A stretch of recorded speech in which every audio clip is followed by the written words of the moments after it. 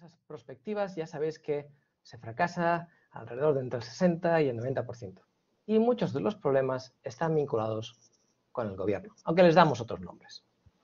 El segundo motivo por el que estoy emocionado es porque es una asignatura que nosotros tenemos dentro de nuestro programa y por lo tanto nos gusta compartir el conocimiento con la comunidad WOC. Y por lo tanto os doy la bienvenida y os agradezco que hoy estéis y dediquéis esta hora con nosotros. Y por último, es por tener un ponente como el que tenemos hoy. Diego Zachariou. Diego Zachariou, además de ser un profesional con amplia experiencia en este contexto, lleva muchos años dedicándose al gobierno del dato. Además, tenemos el gran honor de tenerlo dentro del cuerpo docente de nuestra asignatura de Data Governance, donde comparte su conocimiento. Y la verdad, bueno, pues no queda otra cosa que dejaros con él. El tema de hoy es, como ya os he comentado, una introducción al gobierno del dato. Espero que sea una sesión interesante, divertida, amena y diferente. Todo tuyo, Diego. Perfecto, muchísimas gracias, Josep. Arrancamos, voy compartiendo y arrancamos con la sesión. Un poco por ir teniendo la agenda de esta próxima hora. Vamos a ir tocando, bueno, estos 5 capítulos fundamentales y sin más, arrancamos. Al igual que Josep, os quería dar la bienvenida a esta sesión, agradeceros el tiempo que vais a compartir en este webinar. Y quería arrancar primero dando 3 agradecimientos, porque en realidad la lista es mucho más larga, pero me quedo solo con 3. Primero a la WOC, que nos ha permitido este espacio de tiempo para poder transmitir esta charla y este conocimiento. Luego, evidentemente, a Josep, que fue un poco el impulsor, el sponsor de que esto pueda ser una realidad. Y un agradecimiento personal y muy particular a una persona que también es docente de la UOC, que es un gran profesional y que de no haber sido por él, yo hoy no estaría aquí. Hablo de Óscar Alonso. Así que muchísimas gracias a todas, a todos y bueno, a estas 3 personas en particular. Primero voy a hablar sobre mí. Nada, 2 líneas, como bien comentaba Josep. Mi nombre es Diego Zachariou. Llevo dedicado al mundo del dato por más de 25 años y especializado en temas de gobierno y gestión de los datos en los últimos 10. No me considero ni un gurú ni un experto, pero sí una persona que ha tenido muchas batallas y que a través de esas batallas he podido resolver diferentes retos que se me han puesto delante de mi vida. Entonces, por centrarnos en la sesión de hoy, como bien comentaba Josep en la introducción, hablamos mucho, los analistas hablan mucho, las empresas, las organizaciones de gobierno del dato, data management, gestión de datos, de cómo ayudar a poner orden, a transformar los datos en valor. Y realmente el material académico, el material al que podemos acceder en el día a día existe, hay estándares, pero hoy el reto que yo tenía entre manos era intentar explicar qué es gobierno del dato desde otro punto de vista, ¿no? La parte más académica, la parte más de analistas de mercado, la dejamos para otra sesión y hoy vamos a hablar de una analogía de lo que podemos interpretar como gobierno y gestión de datos desde un punto de vista, llamémoslo, divertido, de situaciones prácticamente cotidianas y que realmente, bueno, el objetivo es pasárnoslo bien e intentar hacer ese match en estas comparaciones o estas analogías respecto a lo que realmente es el gobierno y la gestión de los datos.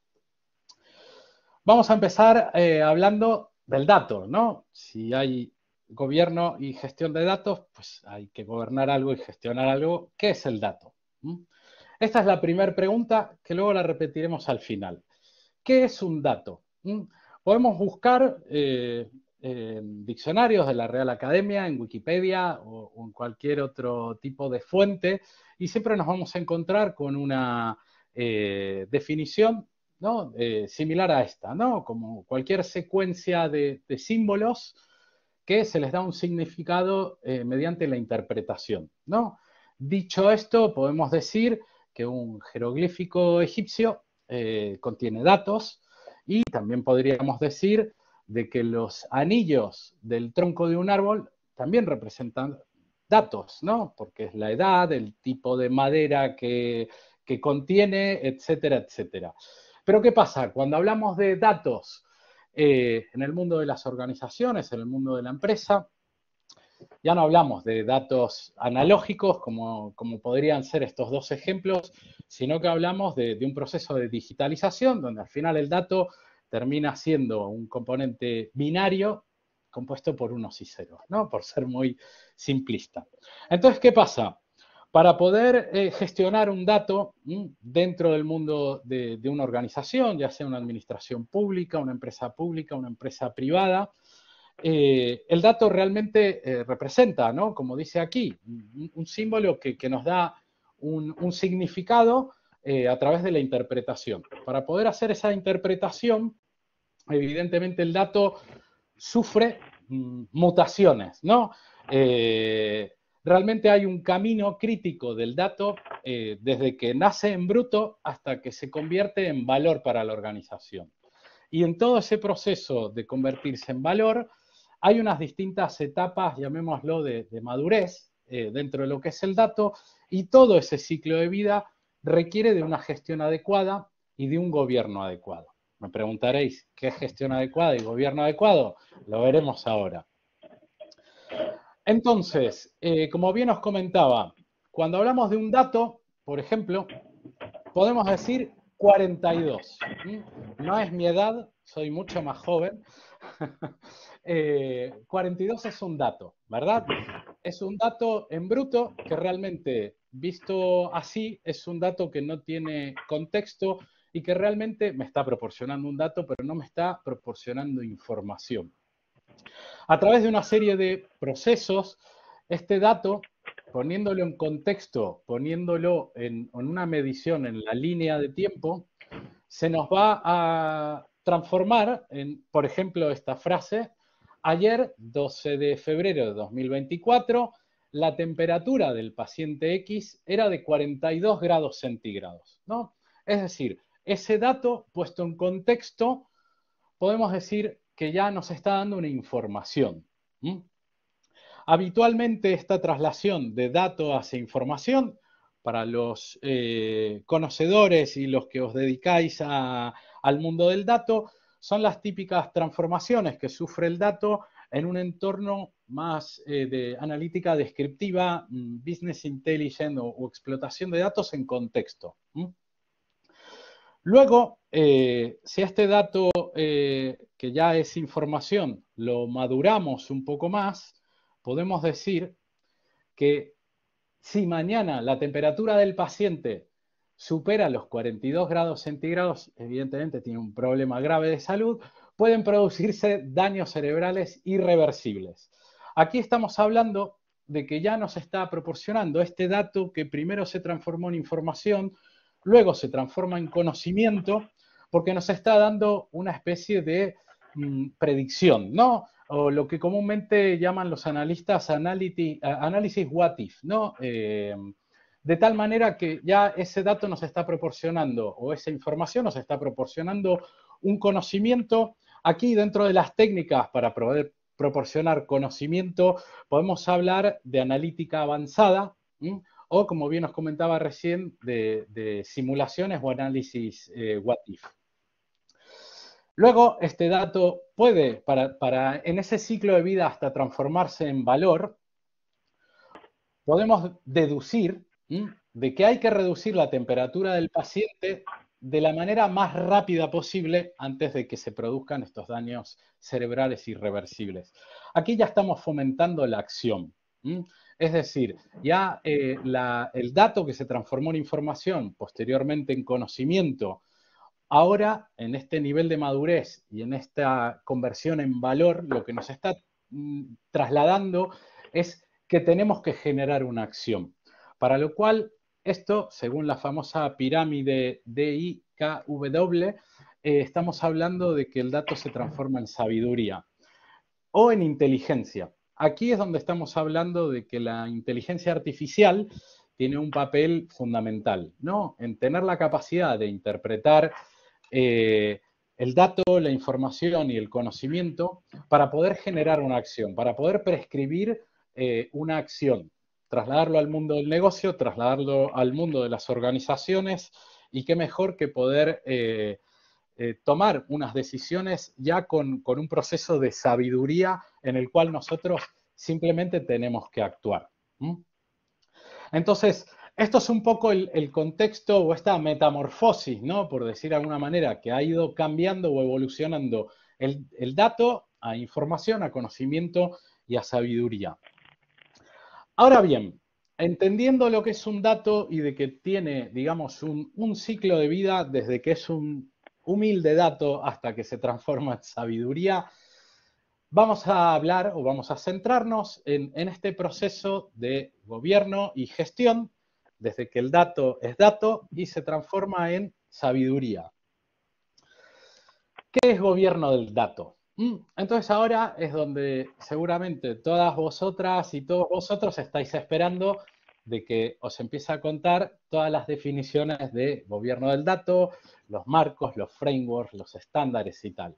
Pero os propongo un pequeño paréntesis y olvidaros del dato, olvidaros del gobierno del dato. Vamos a olvidarnos un momentito de la gestión de datos y de ese ciclo de vida del dato hasta que se convierte en un activo de valor. Y os voy a contar una anécdota personal.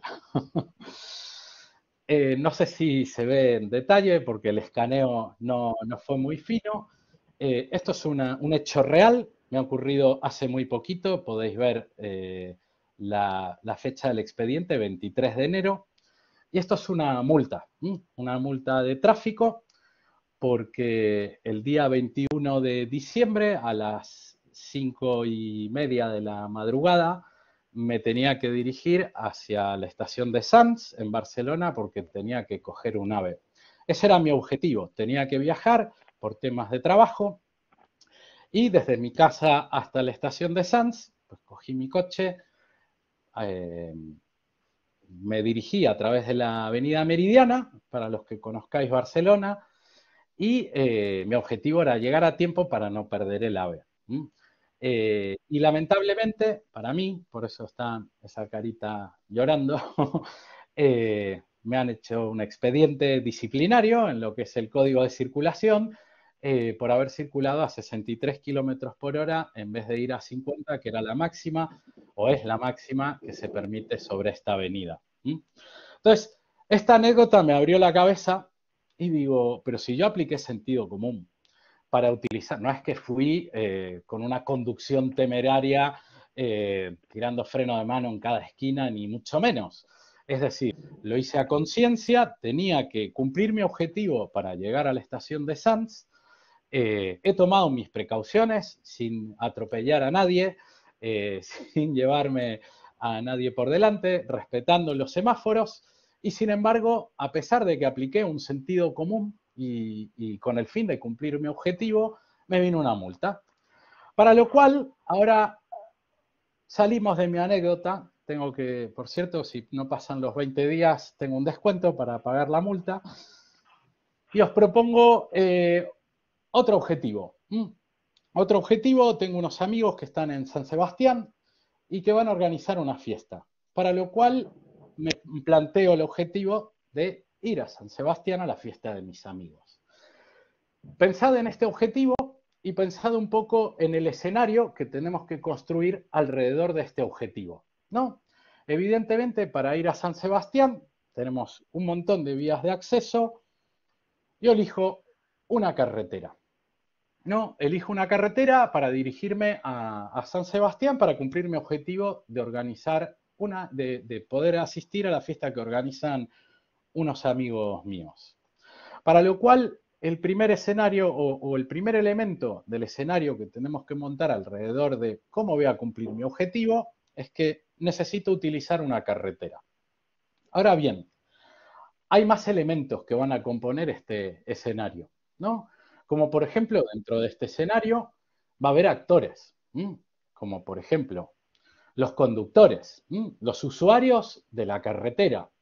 Estaré yo, evidentemente, como potencial usuario de la carretera para poder cumplir mi objetivo, pero seguramente habrá otros usuarios de la carretera. También hablamos de que la carretera tiene un propietario, un responsable de que exista la carretera y de que todo lo que ocurre alrededor de esa carretera se cumpla. En este caso es el Gobierno de España, en particular el Ministerio de Transporte, Movilidad y Agenda Urbana. Son los propietarios, entre comillas, de esta carretera o las personas responsables de que esta carretera exista y cumpla con su cometido, ¿no? Que en este caso para mí, mi objetivo es poder ir a San Sebastián. ¿Qué pasa? También tenemos reglas de juego. Yo no puedo meterme en esa carretera como hice en Avenida Meridiana y hacer lo que quiero. Realmente tengo que cumplir un reglamento general de circulación, el código de circulación, para poder utilizar de la mejor manera, previniendo cualquier tipo de riesgos dentro de lo que es ese uso de la carretera. Este reglamento fue redactado por un órgano que se llama DGT, la Dirección General de Tráfico, y es el órgano encargado de poner todas las políticas y normativas en lo que es el uso de las carreteras, de las calles y en líneas generales todo lo que es el ámbito de circulación vehicular. Además, utilizamos instrumentos para usar la carretera. Evidentemente, el primer instrumento es el vehículo, ¿no? Yo iré a San Sebastián en mi coche. Pero luego también hay otros instrumentos dentro de todo el escenario para que yo pueda ir desde aquí hasta San Sebastián. Hablamos de un instrumento que me va a ayudar a poder visualizar que estoy cumpliendo con la velocidad máxima. Está claro que este instrumento no lo usé el día 21 de diciembre por la Avenida Meridiana. También hablamos de otros instrumentos que me van a ayudar a cumplir ese código o ese reglamento, ¿no? Como puede ser un semáforo o como puede ser el causante de que hoy haya recibido una multa, que son los radares que tanto adoramos todos y todas. Y además también hablamos de que hay otros actores dentro de esta escenificación. Actores que potencialmente pueden entrar en acción o dentro de la escenografía, como puede ser un agente de tráfico, como puede ser el Ministerio de Fomento en la construcción de nuevas carreteras o nuevas vías de acceso, o como pueden ser las cuadrillas de mantenimiento y sostenibilidad de carreteras. Entonces, bien, esto es un primer escenario, pero dentro de ese escenario hay más objetos, hay más elementos. ¿Por qué? Porque yo necesito ir de un punto a otro en lo que es cumplir mi objetivo. Yo quiero llegar a San Sebastián, suponiendo que estoy saliendo de la costa gallega, pues tengo una ruta y una vez que llego a San Sebastián, para llegar a la casa de mis amigos que organizan una fiesta, también tengo otra ruta. Es la manera, la usabilidad que tengo, ¿no? La finalidad dentro del uso que le doy a esta carretera. Pero además, para poder hacerlo, también he necesitado recibir un curso de educación vial, que como habéis notado, mucho no me sirvió porque me han multado, pero es verdad de que hay que tenerlo en cuenta. Están las autoescuelas, donde en líneas generales nos impregnan el conocimiento de lo que son las políticas y normativas en lo que es la educación vial. Y encima nos certifican ese conocimiento con un carnet de conducir. Luego, durante el transcurso de mi aventura para llegar a la fiesta que organizan mis amigos, tenemos un lenguaje común, ¿no? Entre todos los usuarios de esa carretera que voy a coger o de cualquier otra carretera, tenemos la suerte, la ventaja, el beneficio de que todos los usuarios de la carretera, es decir, los conductores, así como también el órgano que ha definido todas las políticas, así como también los actores secundarios, como pueden ser el agente de vialidad o cualquier otro actor dentro de este escenario, entendemos todos de que cuando veamos esta señal de stop tenemos que parar, de que esta señal significa ceder el paso, de que esta señal significa que la velocidad máxima son 100 kilómetros por hora, de que esto es una vía en sentido contrario y otro conjunto más de simbología que nos permiten hablar un lenguaje común. Es decir, que la representación de estas señales es interpretada de la misma manera por cualquiera de los usuarios o actores que están alrededor de la carretera. Luego, esto va a demostrar mi edad, seguramente, no tengo ningún problema en decirlo. Si yo quiero saber cuáles son las posibles vías para ir desde mi casa hasta la casa de mis amigos que está en San Sebastián, puedo acudir a un catálogo de carreteras como la vieja vía Michelin. Esto para los jóvenes seguramente parecerá un pisapapeles, ¿no? O algo para matar moscas, pero era un catálogo de todas las carreteras, particularmente dentro de lo que era la península ibérica y la parte insular. Y también hay otro tipo de catálogos, hoy un poco más modernos, como pueden ser los callejeros o los asistentes de estándares de Android o de iOS que tenemos todos en nuestro móvil, ¿no? O puede ser el Google Maps y tal. Eso no deja de ser un catálogo que yo tengo la capacidad de ver cuál es todo el inventario de carreteras que hay para poder seleccionar la que realmente me va a ayudar a cumplir con mi objetivo, que es ir a la fiesta que organizan mis amigos en San Sebastián. Y luego, durante ese transcurso, en ese viaje, posiblemente tenga que firmar un acuerdo de uso, que son las famosas carreteras con peaje, que tanta ilusión nos hace coger. ¿Por qué? Porque yo cuando estoy pasando por un peaje, lo que estoy haciendo es firmar y pagar, obviamente, un acuerdo de uso temporal de ese trozo o de esa carretera para cumplir mi objetivo.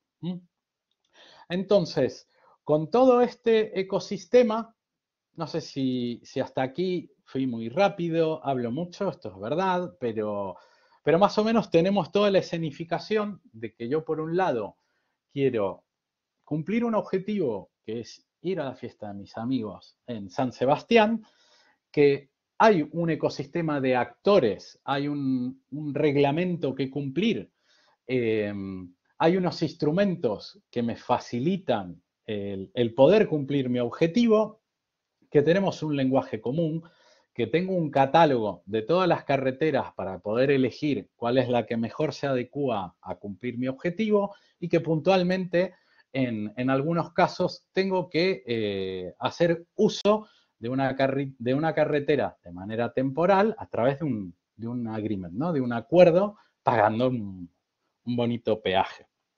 Entonces, ¿qué pasa cuando cogemos las típicas comarcales, ¿no? Que alguna vez hemos cogido todos y de pronto,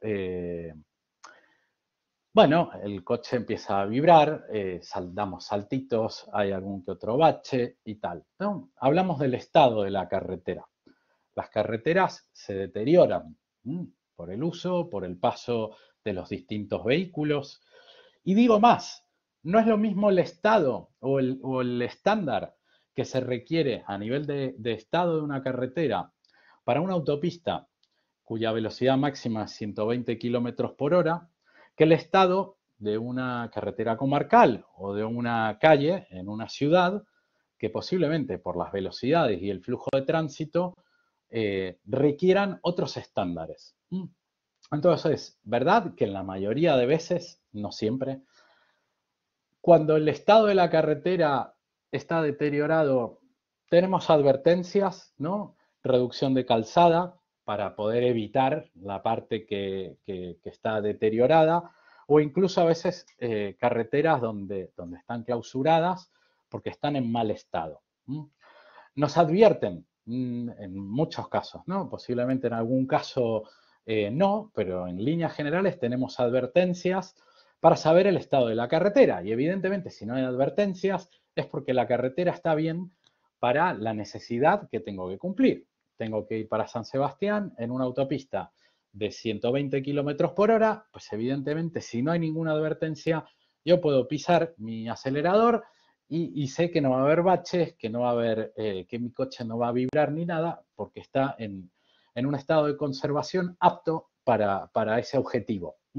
Lo mismo para lo que son las vías o las calles en una ciudad o las carreteras comarcales o incluso dentro del ámbito rural, carreteras que ni siquiera están pavimentadas, que son de tierra, pero que también tienen un estado de conservación acorde a la finalidad que cumplen. Y verdad que cuando hay una carretera deteriorada, tenemos procesos de reparación de carretera. Evidentemente, hay unos cortes o unas reducciones de calzada que lo que nos van a permitir, o en este caso el responsable o el propietario de la carretera, que es el gobierno a través del Ministerio de Agenda Urbana, va a poner a disposición un equipo que pertenece al Ministerio de Fomento para hacer la reparación de este mal estado de la carretera. Para lo cual, hasta aquí hemos hablado de mi aventura. Quien quiera venir conmigo a la fiesta de mis amigos a San Sebastián está evidentemente invitado. Pero ahora sí, vamos a intentar entender qué es el gobierno y la gestión de datos. Volvemos a cerrar el paréntesis y volvemos al mundo del dato, volvemos al ciclo de vida del dato y vamos a hablar qué entendemos o cuál es la mejor definición de gobierno del dato.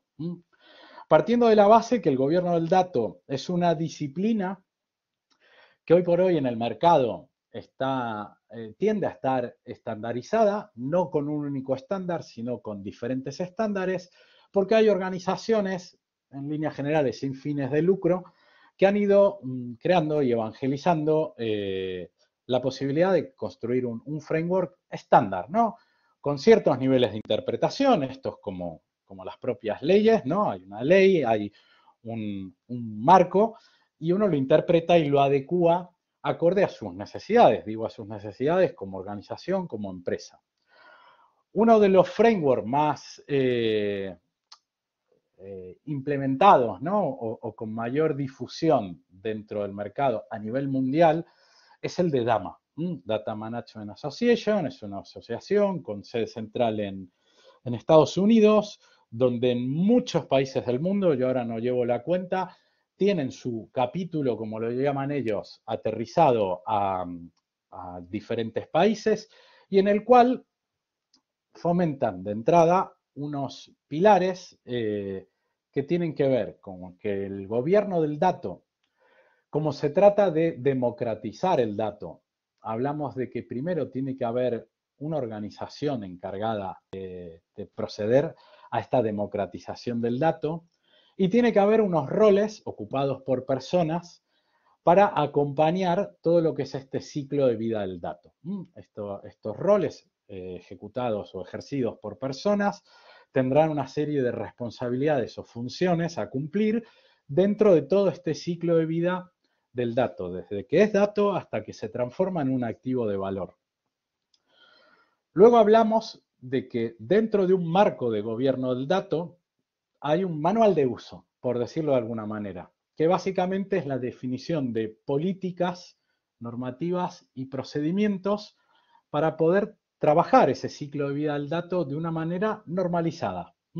No significa que a todos los datos los vamos a tratar igual, pero sí a nivel de etapas y a nivel de capacidades tendremos que hacerlo de la misma manera. Con el fin de buscar eficiencia, de tener mayor control, de garantizar de que el dato se termina transformando en un activo de valor, contribuir a la cultura data-driven y evidentemente poder hacer de que esto sea una realidad, ¿no? Un manual de uso, un marco procedimental, un marco político, las leyes. En tercer lugar, hablamos de herramientas, tecnología o arquitecturas. Todo proceso, procedimiento que están ligados a una política o a una normativa y que tienen de alguna manera una actuación total o parcial de estos roles o personas, preferentemente se requieren instrumentar, porque al final los procesos de palabra se van deteriorando, para lo cual aquí es fundamental poder complementar este marco de trabajo con instrumentos o tecnología, que le den cobertura a estos procesos o procedimientos para que estas personas que ejercen un rol y que cumplen una función puedan llevar a cabo su misión. Y luego, ¿qué vamos a gobernar? ¿No? Porque hasta ahora tenemos una organización, tenemos unos roles ocupados por unas personas, tenemos las leyes con unos procedimientos, unas políticas, unas normativas, tenemos herramientas, tenemos tecnología, arquitectura. ¿Para qué? Bueno, evidentemente, vamos a gobernar datos que se correspondan a un caso de uso. Seguramente los más conocedores de esta doctrina diréis, ¿siempre es un caso de uso? No, no necesariamente siempre. A veces hablamos de gobernar por dominios o subdominios que no dejan de ser conjuntos de datos tematizados, que pertenecen a una parte de la organización, ¿no? Intentar aplicar gobierno del dato al todo termina provocando caos. Lo mejor es hacerlo de forma segmentada por casos de uso o por dominios o subdominios de datos temáticos, ¿no? O pertenecientes a un área de la compañía. Y por último, y no menos importante, para que toda esta flor termine de completar su quinto pétalo, es la gestión del cambio, lo que comúnmente llamamos Data Transformation Culture o también en algunas literaturas lo vais a ver como Data Literacy. Es la capacidad de contribuir en el proceso de adopción y de gestión del cambio. Hay diferentes actividades que se suelen hacer dentro de este pilar en un marco de gobierno del dato, como puede ser las formaciones, los procesos de evangelización, de orientar a las personas, trabajar orientadas al dato, como pueden ser actividades de divulgación, foros de responsables del dato que permitan colaborar entre sí. Yo soy experto en datos financieros, yo soy experto en datos de ventas y que puedan tener su punto de encuentro y su intercambio de opiniones y de conocimiento dentro de lo que es la gestión del cambio o el data literacy. Suelen ser programas que van embebidos dentro de un marco de gobierno, pero son programas que tienen su propio flujo. Y luego, dentro de lo que es hablar de gobierno del dato, cuando focalizamos en temas de procedimientos, herramientas, los casos de uso, la gestión del cambio, los roles que tienen que ocupar las personas, más que los roles, las funciones que tienen que ejercer, evidentemente bajamos a un segundo nivel, que es gestionar el ciclo de vida de los datos. Cuando hablamos de gestión del ciclo de vida de datos, o data management, como también se suele encontrar esta terminología, también tenemos varios estándares en el mercado, también DAMA tiene una publicación muy conocida, que es el DMBOK, que es la Biblia, ¿no? El manual de buenas prácticas para todo lo que es el gobierno y la gestión de datos. Por hacer un poco spoiler de los principales contenidos de DAMA, DAMA habla que la gestión de los datos o el data management se sustenta en 10 capacidades dentro de lo que es la gestión del dato, ¿no? Como puede ser la arquitectura del dato, donde el dato tiene que estar modelado o estructurado, tiene que tener una serie de servicios a su alrededor. Dentro de lo que es la modelización y el diseño de cómo vamos a acomodar y cómo vamos a organizar nuestros datos, toda la parte de almacenamiento y operación, es decir, lo guardo, lo conservo en un almacén de datos, lo conservo en un repositorio, lo opero, lo grabo si el dato muere o caduca, lo puedo borrar, lo puedo archivar. Toda la parte de seguridad, privacidad y ética del dato. Y esta palanca está muy sujeta a marcos normativos. Pensad en GDPR o pensar en otros marcos normativos que incluso ahora el Gobierno de España o Europa está publicando, ¿no? En todo lo que es el paradigma de la ética del dato y la usabilidad, ¿no? Del uso responsable de los datos, como también en lo que es la protección de datos personales. Entonces aquí aunamos todos los criterios de privacidad y mantenimiento del anonimato para todo lo que tiene que ver con datos personales, seguridad para que esto, cuando hablamos de democratizar el dato, no es anarquizarlo, no es que yo digo que ahora en mi empresa democratizamos el dato y todo el mundo puede consumirlo y hacer lo que quiere, ¿no? Al final esto es una democracia que va a estar regida por unas leyes o políticas o normativas dentro de lo que es ese framework de gobierno. Y la seguridad juega un papel fundamental, como que en algún momento alguien requiera, para cumplir su objetivo, que es incrementar las ventas de la región de Andalucía, necesite acceder a algunos datos que se pasen por unas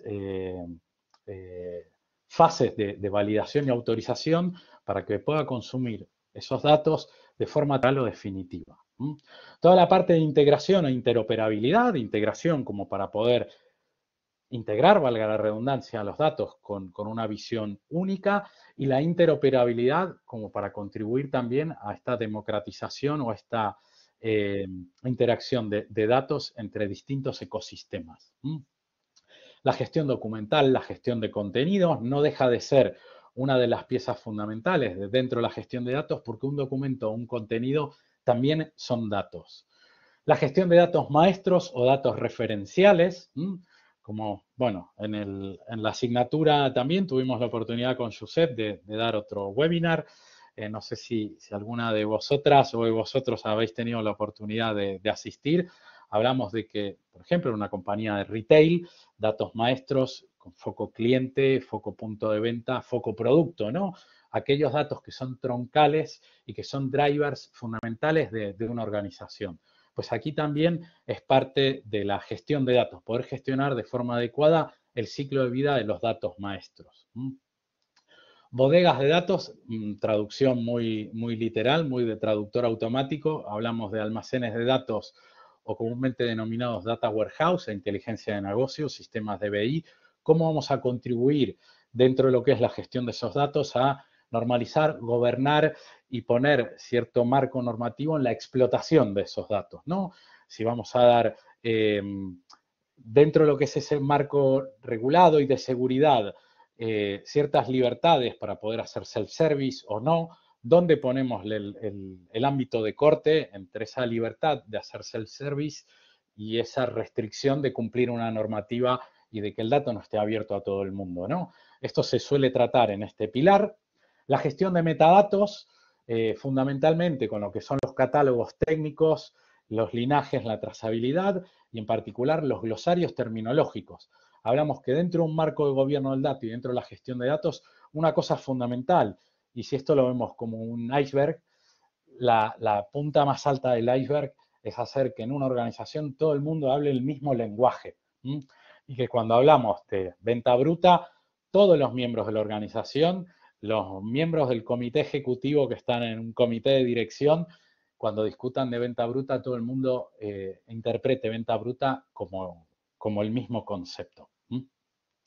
Y por último, y no menos importante, el tema de la calidad de datos, ¿no? Hace poco estuve en una charla en Bilbao y me preguntaban, los datos abiertos, ¿no?, de las administraciones públicas, Open Data, ¿qué opinas si son datos con calidad o sin calidad? Mi respuesta fue, es una pregunta tan subjetiva como cuando mi madre dice que soy guapo, ¿no? Al final, la calidad no es buena o mala, dependiendo de los estándares que pongamos.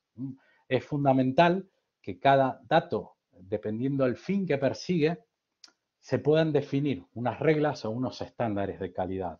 Luego se puedan monitorizar y posteriormente si esa monitorización o esa evaluación de la calidad del dato cumple o no cumple los estándares definidos, proceder a procesos de remediación para poder corregirlo y que al menos supere ese umbral que hemos definido como estándar de calidad para ese conjunto de datos.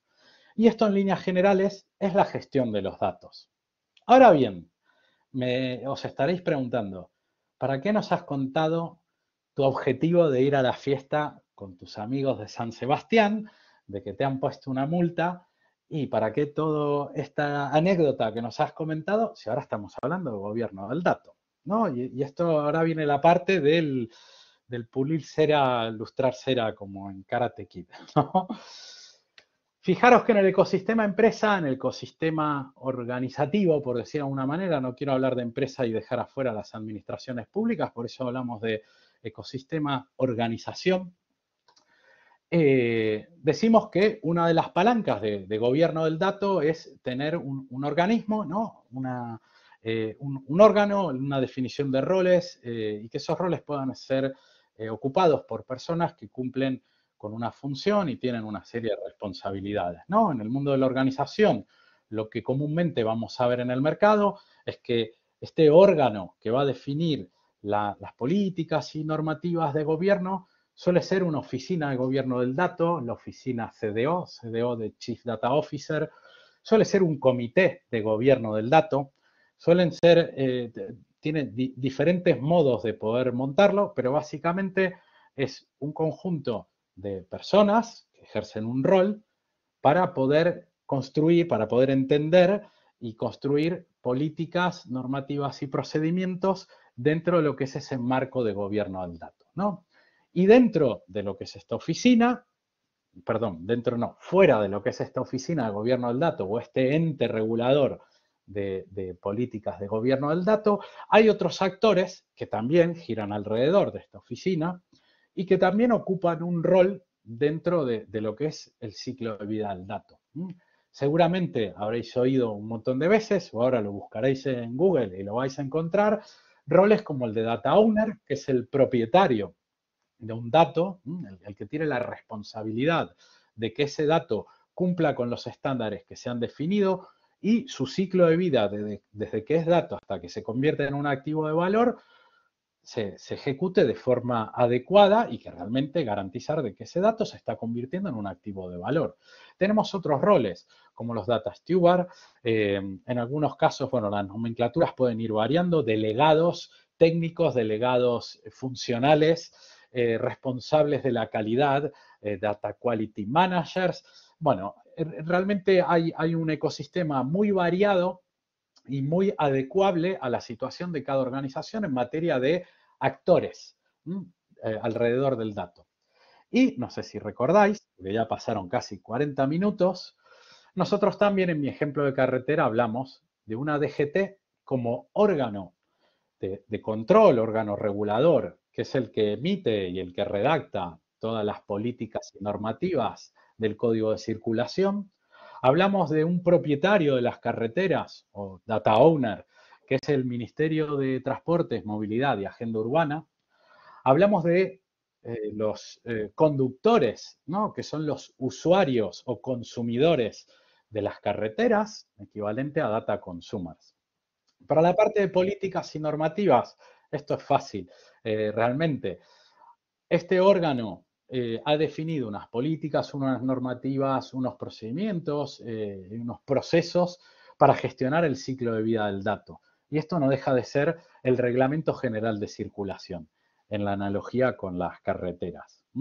Cuando hablamos de tecnologías y herramientas como soporte para estos procedimientos, para poder utilizar los datos y para que cada uno de los roles pueda ejercer su función y su responsabilidad, en el mundo de la carretera hablamos, por un lado, de los vehículos como instrumento para poder utilizar la carretera.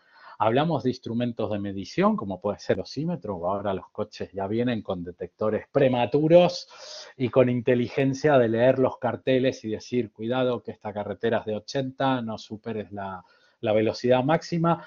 Los semáforos, los radares, no dejan de ser tecnologías o instrumentos que nos van a ayudar a poder ejercer dentro de cada uno de estos roles la funcionalidad o la responsabilidad que le toca. Cuando hablamos de casos de uso en el mundo de la empresa, casos de uso de datos, podemos hablar desde los más convencionales como balance de scorecard, cuadros de mando, reports, o en el mundo de los data scientists que directamente utilizan set de datos que requieren que sean activos de valor, que tengan los estándares de calidad, etcétera, etcétera. Pues en el mundo de la carretera los casos de uso son las rutas. Yo quiero ir de la costa gallega hasta San Sebastián. Una vez que llego a San Sebastián, quiero ir desde el ayuntamiento hasta la casa de mis amigos que han montado la fiesta, ¿no? Son usabilidad. Casos de uso, como bien su nombre lo indica, no hace falta que lo diga. En el caso de las carreteras también, ¿no? ¿Para qué voy a usar la carretera que va por toda la costa cántabra? Para ir desde Galicia hasta San Sebastián. Y por último, la gestión del cambio. Como bien os comentaba, dentro de los programas de gobierno del dato y de gestión de datos, existen los programas de Data Literacy, gestión del cambio, Data Culture Transformation, ¿no?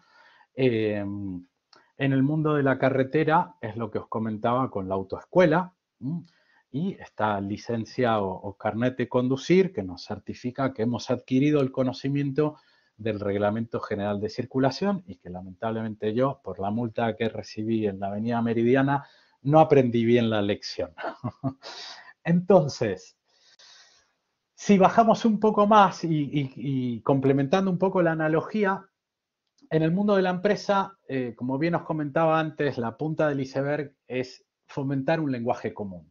Cuando hablamos de conceptos o terminologías de negocio ligadas a datos, como puede ser la venta bruta, como puede ser el margen neto, como puede ser cualquier otro KPI, indicador, métrica, concepto de negocio en general, se suele fomentar y se suele montar un glosario terminológico.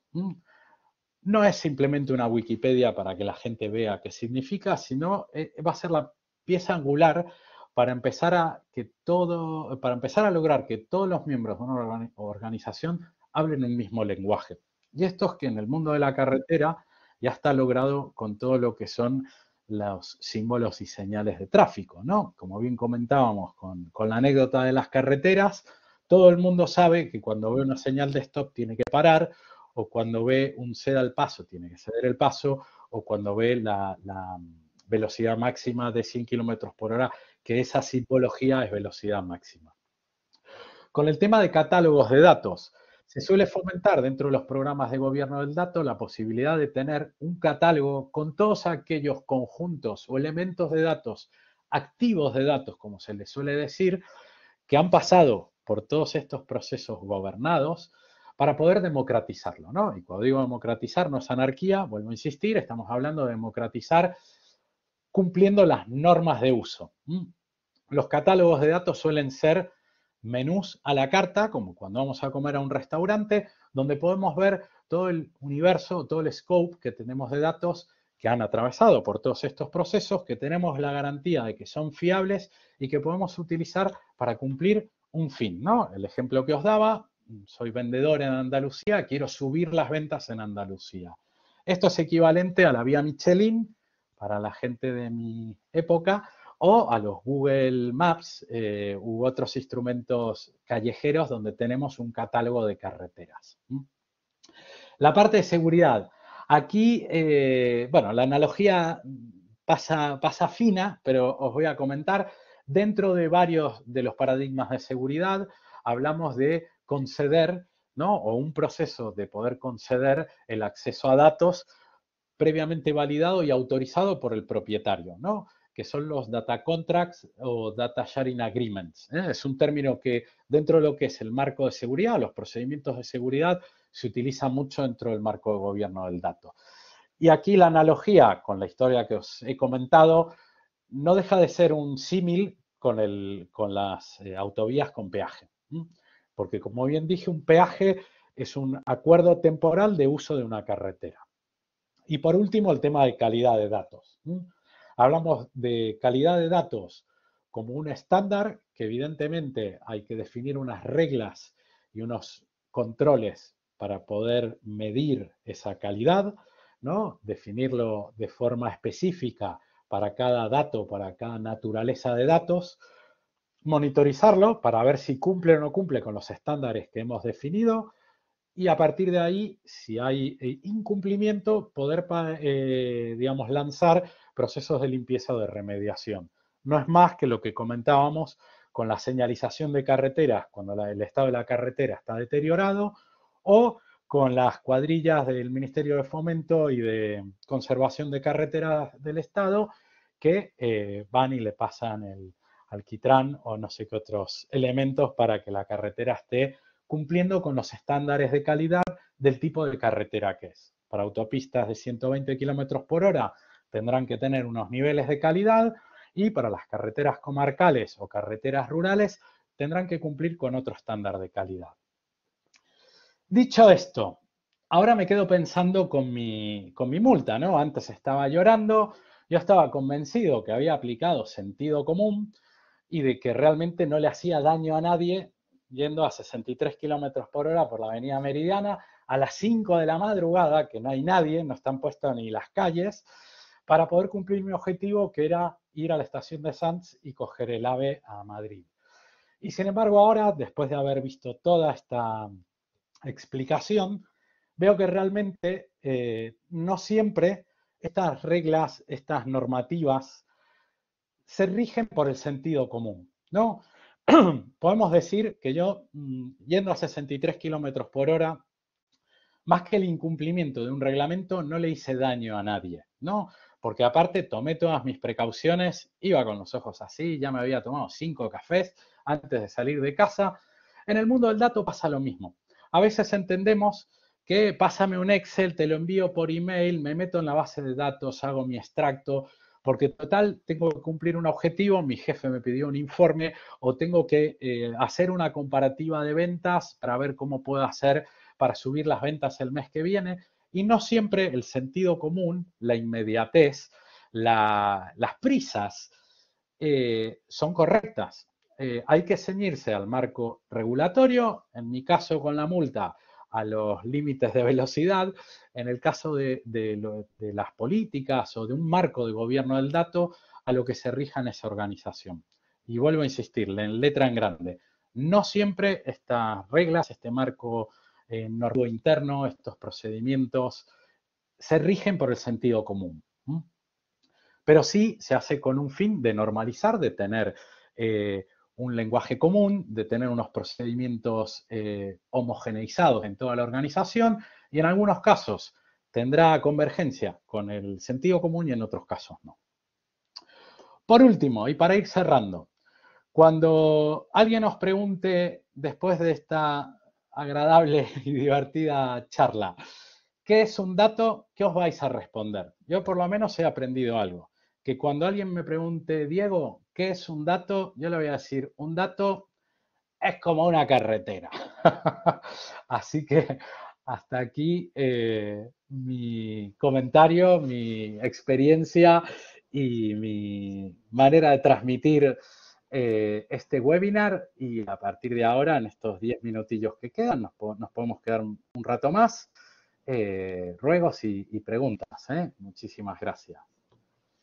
Diego, un placer, fantástico. Yo creo que a todo el mundo ahora le ha quedado mucho más claro qué es el gobierno del dato, pero te tengo que decir que tenemos una gran cantidad de preguntas, con lo cual te voy a poner un reto, y el reto es que seas sintético con las respuestas, a ver si lo logramos, para no estarnos hasta las... Y ahora para el resto de personas que están aquí atendiendo, que sepáis que yo estoy en Kuala Lumpur y aquí ya son las 2 de la mañana, no quiero estar hasta las 3 escuchando a Diego, aunque lo aprecio un montón, se está haciendo tarde, ¿no? Dicho esto, empezamos con la primera, ¿no? Teresa nos pregunta, en esta pirámide que habías presentado, la DIKW, la analítica prescriptiva, ¿dónde se encontraría?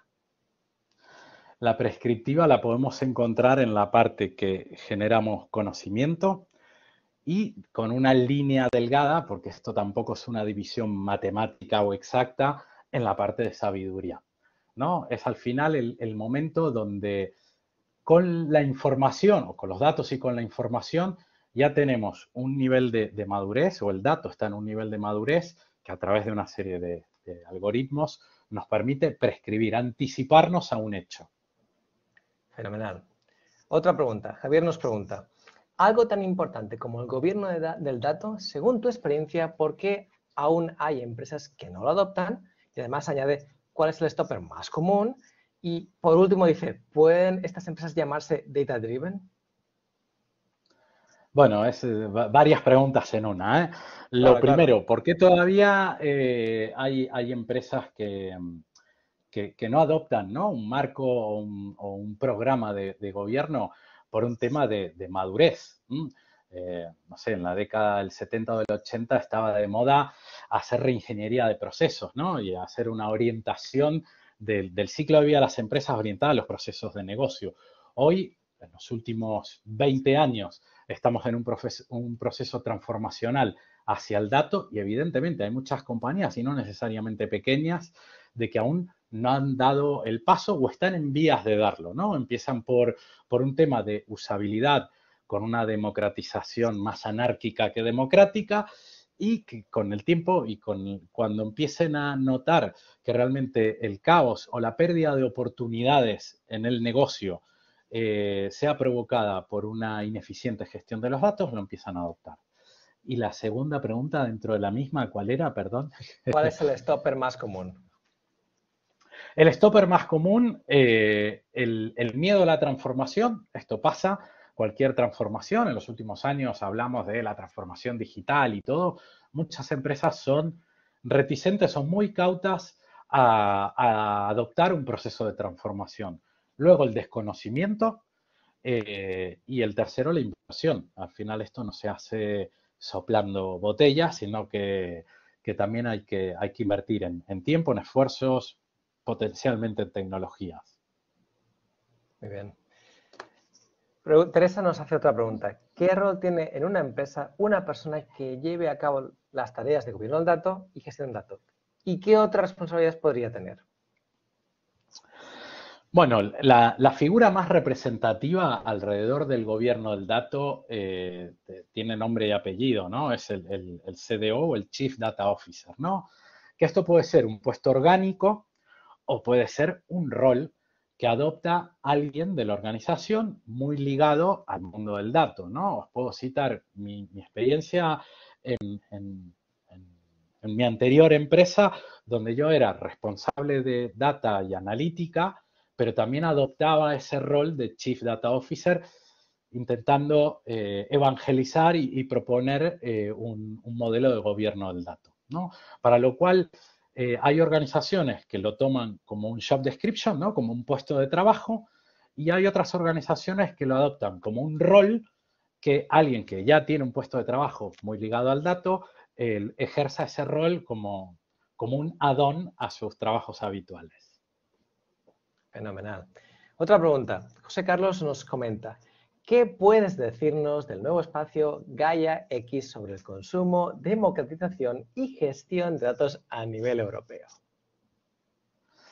Bueno, al final, cuando hablábamos de interoperabilidad, y hablábamos en particular dentro de lo que es la administración pública, ¿no?, o europea, hablamos de espacios de compartición de datos, hablamos de compartir no solo datos abiertos donde hay demografías y tal, sino también marcos regulatorios, ¿no? Como bien sabemos, tanto Europa como muchos países de la Unión Europea ya están poniendo en marcha muchísimas marcos regulatorios que tienen que ver con la usabilidad del dato, desde lo que es la protección de datos personales, como también lo que tiene que ver la usabilidad, la ética y sobre todo la ética con la inteligencia artificial. Para lo cual, cualquier administración pública que realmente gestione unos datos y que evidentemente cumplen con los estándares de poder ser abiertos, para mí, mi opinión, es una manera de democratizar ciertos datos, no solo a nivel empresa, sino también a nivel Estado o a nivel Europa. Fenomenal. Yo creo que poniendo un extra Gaia X como iniciativa federada puede ser muy interesante y puede, bueno, proporcionar ese valor que por un lado nos quitan las regulaciones, ¿no? Que por otro lado, al menos esta iniciativa podría ayudarnos a innovar, ¿no? Veremos cómo termina. Otra pregunta de Teresa. ¿Qué diferencia hay entre un Data Warehouse de una base de datos SQL, por ejemplo, ¿no? Las operativas, seguridad, almacenamiento, calidad, ¿son las mismas entre ambos elementos? Repite la pregunta que... Básicamente, en esencia, como que en Dama se distingue entre base de datos y Data Warehouse. La pregunta es, bueno, pues ¿por qué se distingue? Ajá. Vale, bueno, básicamente por las funciones o procedimientos que se hacen foco. Cuando hablamos de Data Warehouse y BI, estamos hablando más del mundo de la explotación del dato basado en unos modelos de datos desnormalizados siguiendo las premisas de Kimball o de Inmon, ¿no? Que son dos grandes pensadores que inventaron el concepto de Data Warehouse. Cuando hablamos del almacenamiento y la operación del dato, lo estamos hablando más desde el punto de vista sistemas, ¿no? Storage, gestión de la capacidad de los discos duros o si está en el cloud, de las suscripciones en el cloud, etcétera, etcétera. Posiblemente estemos hablando de lo mismo como objeto, pero está separado porque en uno es la operación como tal y en otro es más el paradigma de explotación. Sí, básicamente el propósito es diferente, por lo tanto suelen tener detalles diferentes aquí y allá. Fenomenal. Adri nos pregunta, ¿dónde podemos aprender más sobre el gobierno y la gestión del dato? Bueno, la primera respuesta obviamente es aquí en la UOC, ¿no? Está más que claro que el titular de la asignatura Gobierno del Dato es Josep. Yo tengo el honor de poder colaborar en esta asignatura dando unos cuantos módulos y creo que es la primer vía y la obligada. Si no digo esto, me cortan la comunicación. Pero luego hay... No, es broma. Luego hay otros foros, otros colectivos, como por ejemplo, bueno, la propia asociación de Dama España, tienen sede en Valencia, pero bueno, al final no deja de ser una sede electrónica, donde al final, perdón, es un colectivo de personas, yo tengo la suerte de ser miembro y realmente hay un espacio de compartir información, de educación, de evangelización, que nos ayuda a madurar, a encontrar o a conocer las últimas tendencias del mercado respecto a lo que es gobierno y gestión de datos y que evidentemente contribuyen en nuestra vida profesional, en la evolución de nuestra carrera profesional. Fenomenal, gracias. Así ya no hago yo la cuña comercial. Alberto nos pregunta, ¿cuál es la mejor manera de integrar una estrategia de gobierno de datos en un entorno empresarial más enfocada a una estrategia de data mesh? Es decir, más orientada a dominio, donde se pueden ver ciertas buenas prácticas de gobierno de datos como algo que puede ralentizar, parar, ¿no? Ciertos desarrollos de estos dominios / productos. Bueno, al final, cuando hablamos de data mesh y gobierno del dato o gobierno del data mesh, lo primero que me viene a la mente es que este modelo de gobierno, este marco o esta organización termine siendo federada, ¿no? Es decir, siempre hago la comparativa, y perdón por la vulgaridad, ¿no? De la comparativa, esto es como Estados Unidos, ¿no? Es un país que se compone de diferentes estados. Tienen leyes a nivel de país, pero luego las leyes específicas del estado de Texas y las leyes específicas del estado de Los Ángeles varían, se suscriben evidentemente a las leyes nacionales, pero luego se customizan o se adecúan a las propias de Texas y de Los Ángeles. En el mundo de Data Mesh, como no estamos hablando de que es una arquitectura, estamos hablando de que es un paradigma, donde, como bien comentabas, Adri, creo que eras, Alberto. Albert, perdón, con A empezaba. Una orientación a productos de datos donde hay productores, donde hay consumidores y donde en este esquema de mallas dentro de lo que es el ecosistema de actores alrededor del dato, una persona puede ser productora de un producto de datos, pero a su vez consumidora de otro producto de datos que es producida por otra persona, ¿no? Por otro rol, ¿no? Por otra actuación. Para lo cual ¿Dónde convergen las experiencias? Estamos hablando de Data Mesh. La conceptualización de Data Mesh todavía está en fases de madurez. Hace apenas 3 años que se empieza a hablar del Data Mesh en el mercado. Yo hoy, acorde a mi experiencia, el punto de encuentro entre el Data Mesh y el gobierno es gobierno federado. Creo que es la mejor manera de poder distribuir, entre comillas, o federar la función central para homogeneizar los procesos de gobierno y las funciones distribuidas para aquellas capacidades del dato que tengan que ver con la producción y el consumo de los datos. Fenomenal. Como veis, vamos desde cosas bastante básicas hasta cosas bastante sofisticadas como, bueno, pues el Data Mesh o Gaia X. Llevamos 6 minutos extras. Entiendo que si os vais desconectando, pues es normal porque a lo mejor no tenéis más tiempo. Si os vais a desconectar, nada, un placer haber participado. Vamos a intentar continuar y extender un poquito más para responder a todo el mundo y continuamos con la siguiente.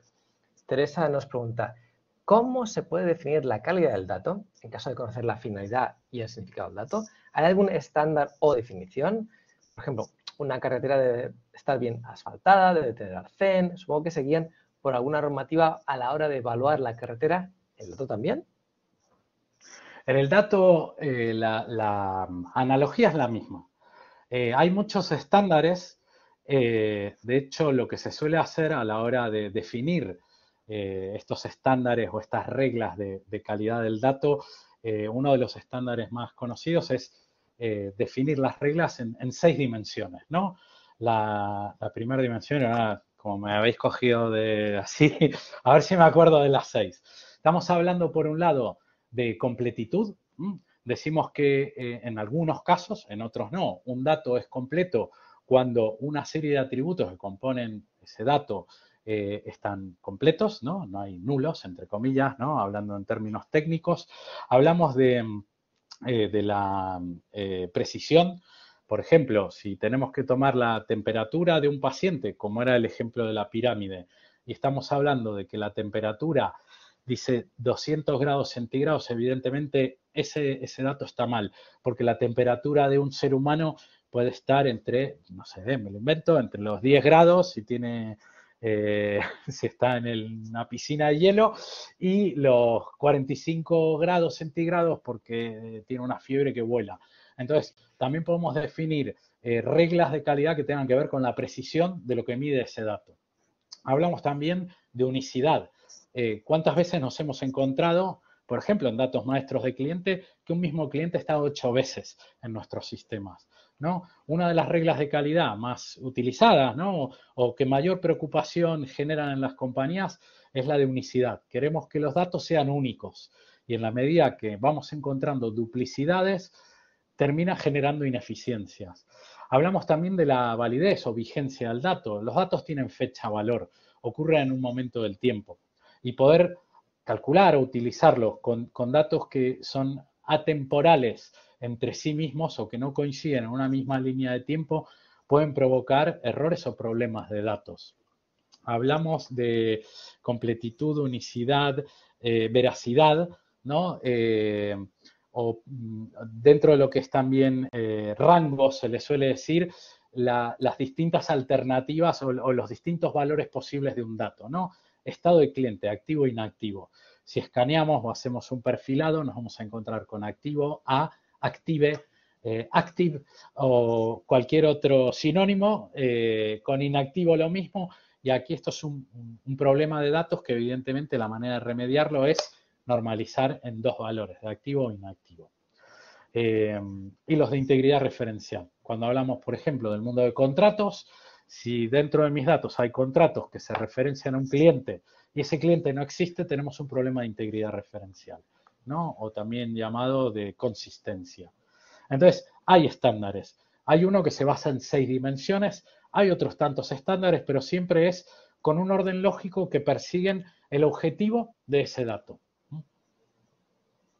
Fenomenal. Digo, un poco extendido tu respuesta, también hay la ISO 8000, las series de ISO 8000, que hacen todas las referencias a la calidad del dato y que serían como un equivalente al DAMA, ¿vale? Por ponerlo. Y allí hay también su enfoque respecto a este punto.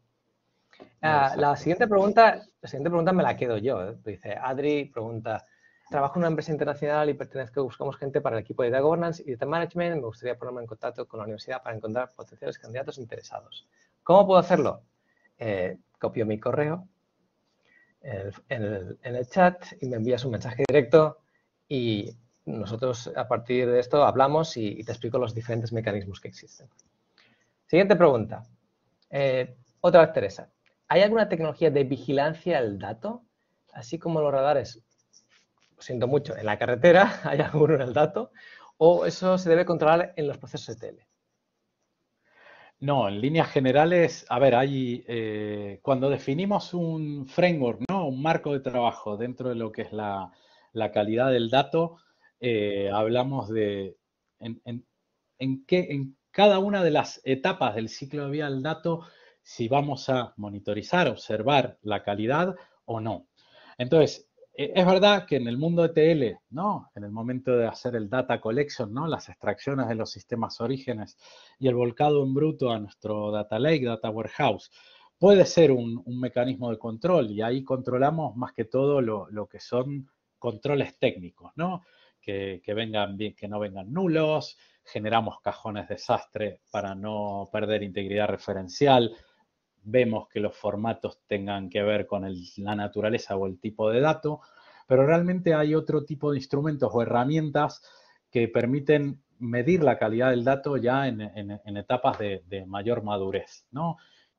Eso en etapas de semánticas, ¿no? Y decir, bueno, mi término de negocio, venta bruta, yo puedo ver cuál es el nivel de calidad, el scoring de calidad que me está devolviendo, ¿sí? A través de una serie de herramientas o con construcciones a medida, como puede ser crear mi datamart de calidad, aplicar reglas a través de queries y con un cuadro de mando atacar a ese datamart de calidad. Herramientas de mercado, un montón. Tampoco quiero hacer aquí publicidades de fabricantes, pero sí, no hay nada más que verlo. El cuadrante mágico de Gartner en la parte de Data Quality, que bueno, está el cuadrante de los líderes, las empresas de nicho, los retadores, o sea que como a ver hay una variedad importante. Fenomenal. Otra pregunta, de SESC en este caso. Si los datos son obtenidos por parte de una empresa de forma extractiva de sus usuarios en forma de datos conductuales, ¿cómo determinamos la propiedad de esos datos y quién determina el tiempo máximo de uso de esos datos si es que lo hay? ¿Cuál es la ética de la extracción del valor de la propiedad de esos datos sin nada a cambio o a cambio de un valor ínfimo? Bueno, esto abre un debate importante, ¿no? Yo tuve una experiencia en una empresa de retail, venta de productos a cliente final, y evidentemente una de las cosas que me pedían a mí en el rol que tenía era, quiero entender el hábito de consumo de mis clientes, ¿no? Para lo cual, como muchas personas se manifiestan en las redes sociales, teníamos cierta capacidad de poder vincular al cliente en sí con su usuario de red social y ver qué opina, ¿no? Hacer un análisis del sentimiento y ver realmente sus tendencias o sus gustos. ¿Hasta dónde es ético o hasta dónde no? Bueno, lo define la propia compañía. ¿Cuál es la retribución al cliente para poder ceder esos datos de consumo en Facebook o en cualquier otra red social? Que al final, el día de mañana, no solo por la información que él vuelca, sino clientes que tienen patrones de comportamiento similares, me van a poder hacer una oferta mucho más personalizada. Yo, por ejemplo, me gustan las camisetas que dicen data, como la que tengo puesta, y no necesariamente lo he manifestado en mi Facebook o en mi Instagram. Pero a lo mejor otros clientes que tienen un perfil de comprador similar al mío sí lo han hecho y dentro de estos análisis de conducta, ¿no? de clientes, posiblemente encuentren esa sinergia en que yo tengo un patrón de comportamiento similar al de otro comprador que le gusta comprar camisetas que dicen data y posiblemente el día de mañana a mí me hagan una oferta personalizada para que compre una camiseta que diga data, para lo cual es muy delgada la línea en discernir o determinar si es ético o no ético, ¿no? Incluso poder explorar todos los comentarios que se hacen en Airbnb o en Booking es algo que está abierto y que podemos hacer. Ahora, el tema de las restricciones, ¿no? Las políticas éticas tienen que ver con la finalidad, ¿no? De lo que perseguimos como organización.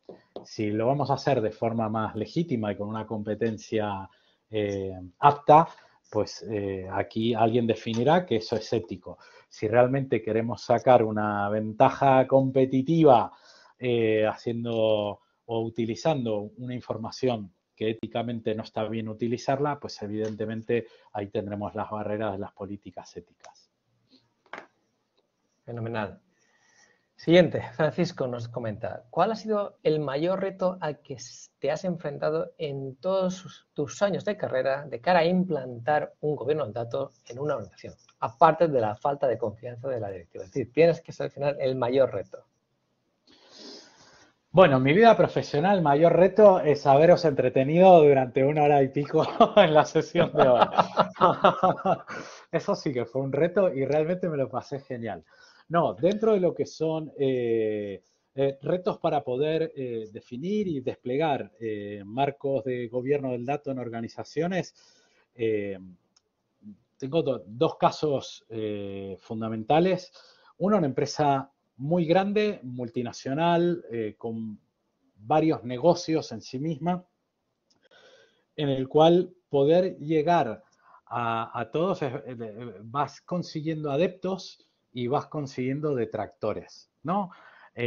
Poder alinear una organización donde hay diferencias culturales porque están en diferentes países, diferentes usos horarios, donde los negocios no son siempre el mismo, tienen diversos negocios, para lo cual ahí tienes un reto y realmente la clave es en incrementar todo el tipo de actividades divulgativas, de gestión del cambio, de transformación cultural, porque el programa es sostenible, era casualmente también federado y en un paradigma data mesh, pero realmente el mayor reto es en la gestión cultural. Reforzar todas las actividades de divulgación, de evangelización, para ir consiguiendo adeptos y ir minimizando detractores. Y otro reto, quizás con la misma complejidad, pero con menor scope, en empresas pequeñas, en pymes. Pensemos de que a lo mejor empresas pequeñas nos podemos encontrar que la misma persona, que es la que trabaja con los datos y crea el data warehouse y hace los cuadros de mando y tal, le dan la responsabilidad de crear y evangelizar el marco de gobierno del dato, pero también de a ratos tiene que ir al almacén y cargar cajas o cargar un camión para... entonces, claro, aquí no se trata de cumplir o de completar todo el álbum de cromos con todos los roles, pero sí de adecuar el modelo de gobierno al contexto de la organización. Una organización quizás de pocos recursos, pocos empleados, donde realmente los procesos decisionales son 3 en toda la casa, realmente si vamos con un enfoque de aquí, el marco de gobierno del dato, la oficina del CDO y tal y cual, pues van a decir que no, que aquí no cabe, ¿no? Y yo creo que como experiencias he vivido las dos, ¿no? En empresa pequeña, donde realmente nos centramos para poder desatascar ese tema en 3 casos de uso, que realmente era lo que importaba, el cuadro de mando de alta dirección, un informe para los accionistas y un tema financiero comercial para el área de controlling. Nos centramos en 3 casos de uso, definimos el ecosistema alrededor de esos 3 casos de uso.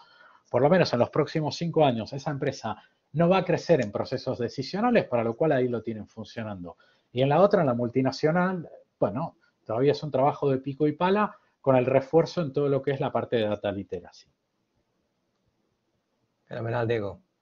Venga, ya estamos en la recta final, ya casi terminamos. Simplemente quedan 7. Me siento con el rosco de pasapalabra, ¿eh? Venga. Sí, esto es duro, ¿eh? Richard nos pregunta, ¿qué desafíos enfrenta el gobierno del datos en el contexto de la transformación digital y el Big Data? ¿Qué desafíos? Bueno, al final cuando hablamos de Big Data, hablamos de un montón de cosas. Y cuando hablamos de la transformación digital, también, ¿no? Al final, cuando antes el fontanero te hacía la factura en una libreta y ahora te la hace en un Excel, para algunas personas eso es transformación digital. Pero en líneas generales, por no tumbar la pregunta, los mayores retos que tiene el gobierno del dato es ir de la mano con todo este proceso de digitalización de datos decisionales y con dar soporte al ciclo de vida de los datos en ecosistemas de Big Data. Hay una frase que suelo decir en muchas ocasiones y es cuando planteamos gobierno del dato en una organización, no significa que hay que gobernarlo todo.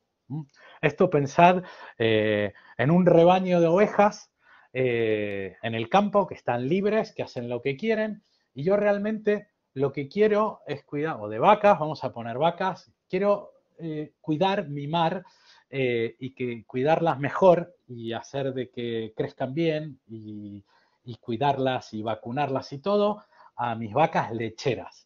Las vacas que no son lecheras porque no me cumplen un objetivo, están simplemente ahí en el rebaño pastando y ya está, no las meto adentro de un corralito, que fea palabra para los argentinos, pero bueno, no las meto dentro de un corralito. Entonces, con el mundo del dato, el Big Data, o el gobierno del dato en Big Data, o en todos los procesos de transformación digital, mi recomendación es la misma. No hay que gobernarlo todo, no tenemos que poner a todas las vacas en el corralito. Vamos a seleccionar aquellas vacas críticas que me van a ayudar a contribuir con un fin que es darme leche. Para lo cual, aquellas vacas lecheras las voy a poner adentro de mi corralito y el resto posiblemente sigan pastando en el resto del campo sin afectarme dentro de mi marco de gobierno. Fenomenal. La siguiente pregunta repito un poco lo que antes se preguntaban, ¿eh? ¿Cómo seguir esta formación? ¿No? Ya lo has comentado, una opción es, y ahora hago yo la coña comercial, no te obligo a ti, se pueden matricular a la asignatura de Gobierno del Dato o al programa que incluye esta asignatura, porque hay diferentes modalidades, hay el diploma experto, hay la especialización o incluso el máster. Esta es una opción. Otra opción es bueno, buscar la formación, certificación de DAMA, donde también tienen profundidad en este tema, o leerse libros, que también hay muchos libros sobre el tema que también podría ser otra opción. Pablo nos comenta, ¿qué es lo más complejo a la hora de establecer data governance en una organización desde cero? Bueno, al final lo primero, o sea, lo más difícil es el landing, ¿no? El aterrizaje, porque lo primero que hay que hacer es alinear, ¿no? Estos objetivos que persigue la empresa con la estrategia de gobierno, de despliegue, del marco organizativo, procedimental, tecnológico, de casos de usos o dominios y de gestión del cambio o data literacy. Entonces, el primer paso suele ser el más complicado, porque en el primer paso es donde nos vamos a encontrar con detractores. Al final esto no es algo, no son despliegues que se hacen uno a uno, ¿no? El sponsor del proyecto, el que pone el dinero, el consultor que va a asesorar y aquí ya está. Realmente el explorar, el escanear todo lo que es la estrategia del negocio. ¿Cuáles son los datos claves del negocio?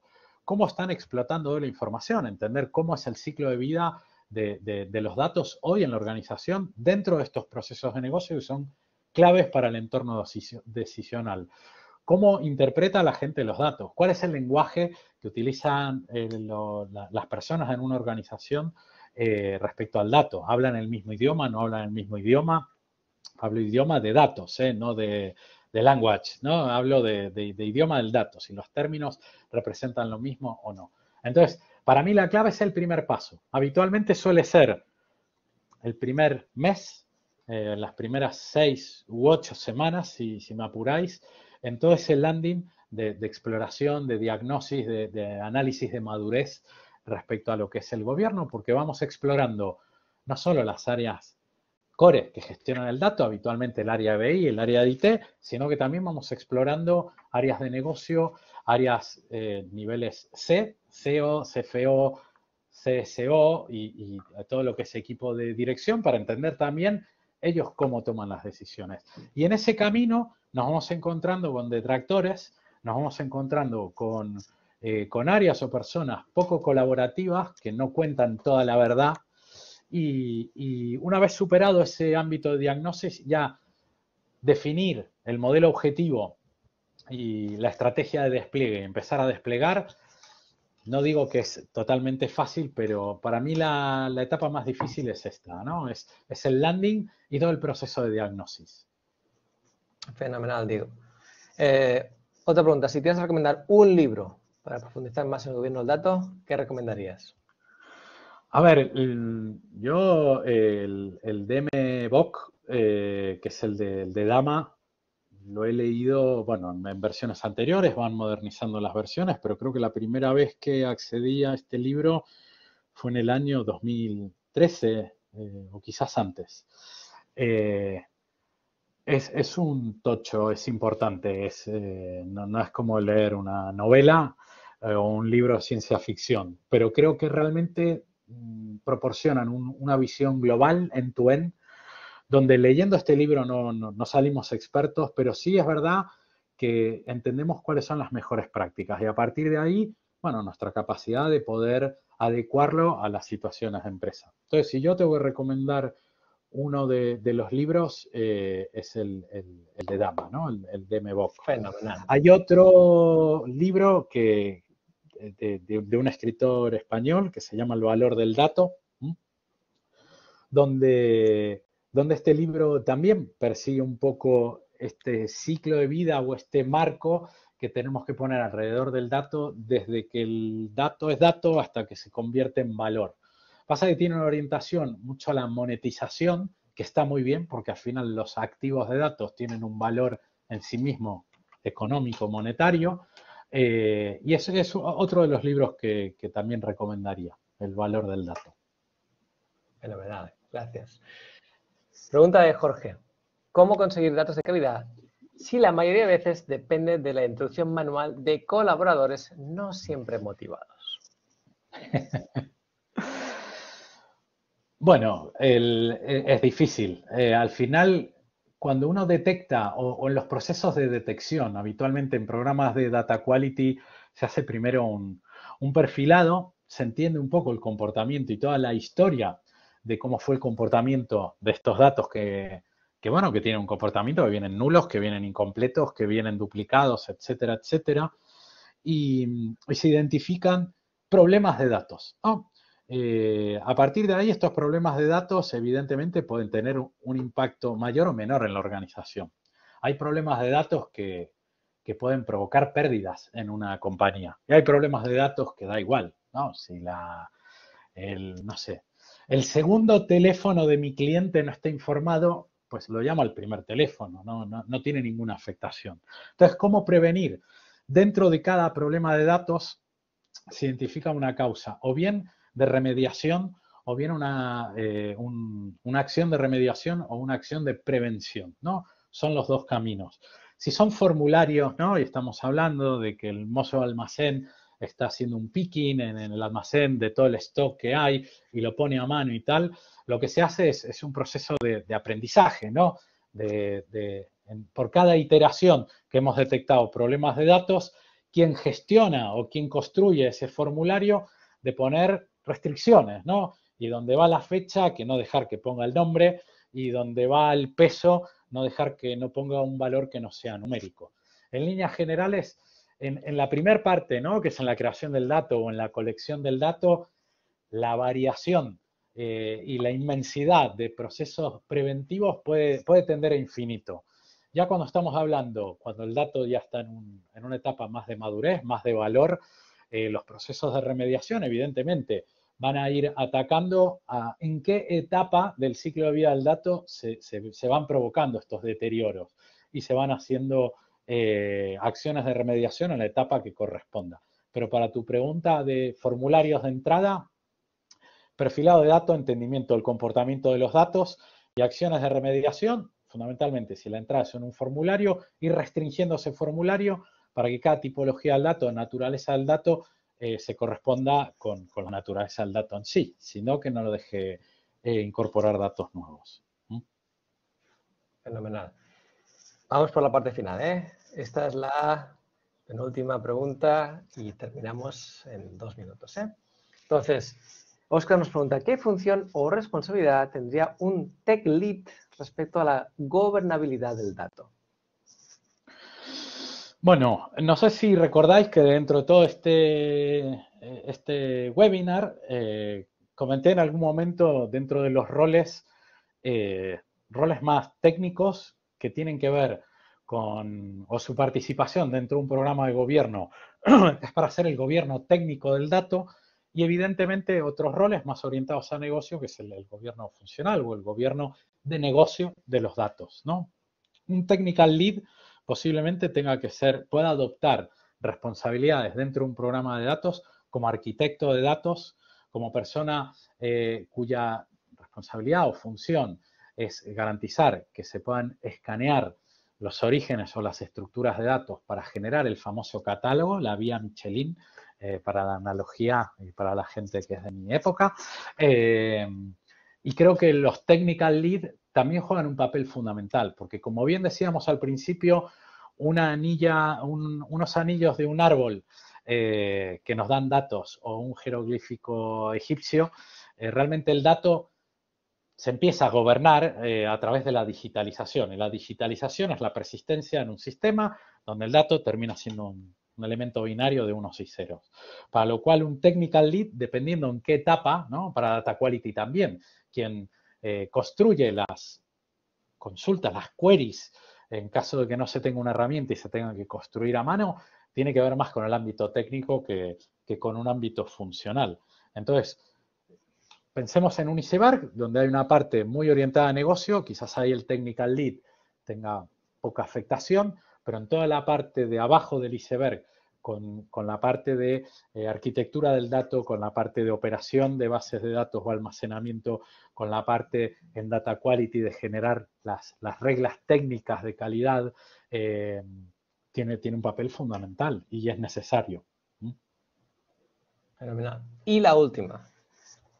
Nos comenta Rosa, este tema lo veo siempre muy teórico.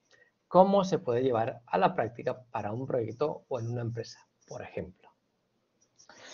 La recomendación, caso de uso. Y fundamentalmente si el caso de uso está muy ligado a la alta dirección. Yo, la anécdota, ¿no? O incluso anécdota / recomendación. Para compañías que es verdad que uno va e intenta evangelizar, que el gobierno al dato, que Dama, que esto, que el otro, que vente al máster, que te doy clases y tal y cual. Hay muchas organizaciones que todavía lo ven como un espacio teórico, ¿no? La manera más tangible es identificar un primer caso de uso y cuanto más impacto tenga en la alta dirección, mejor.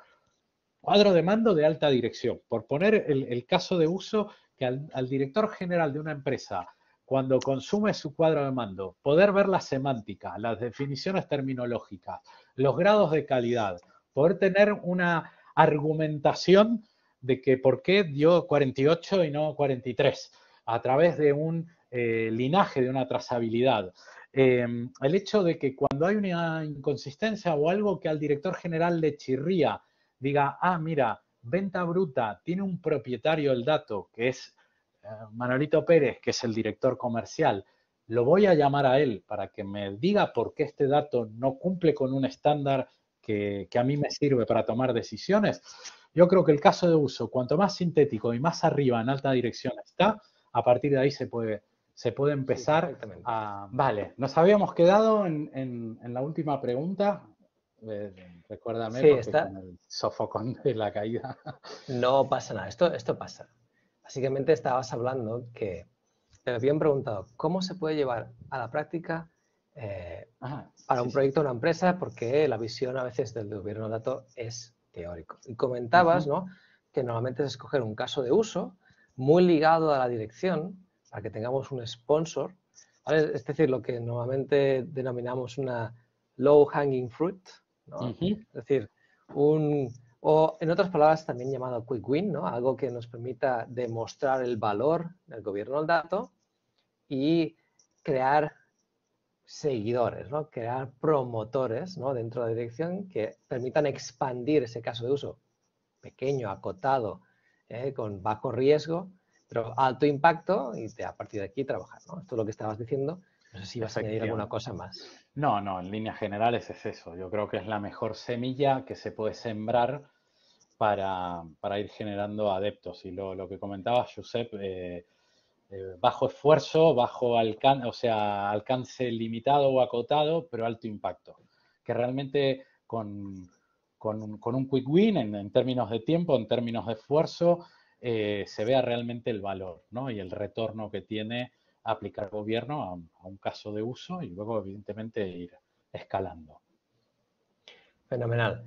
Pues varias cosas. Primero es, Diego, te agradecemos esta sesión, tanto por la explicación inicial, así como la maratón de preguntas que has respondido. Esto, como tú bien decías, es de programa de televisión y te felicito por haber llegado al final. Has roto el sistema, está muy bien eso, el sistema Exacto, está exacto. saturado de tanto gobierno del dato, pero la verdad muy interesante. Agradecemos a todos los asistentes, sobre todo los que han resistido hasta el final y a los que se han vuelto a conectar después del fallo técnico, estos 19, os agradecemos que pues, la presencia y el interés por este tema. Desde la UOC, cada semestre hacemos una sesión vinculada con el ámbito de los datos, a veces orientada a casos muy particulares o a áreas muy específicas como es el gobierno del dato. Otras hablamos de casos específicos de implementación dentro de una empresa. Vamos invitando y vamos revisando diferentes aspectos. Os deseamos pues una feliz resto de la semana y volver a veros en el siguiente webinar. Mil gracias, Diego. Mil gracias a todo el mundo. A vosotros, muchísimas gracias por vuestro tiempo y seguimos en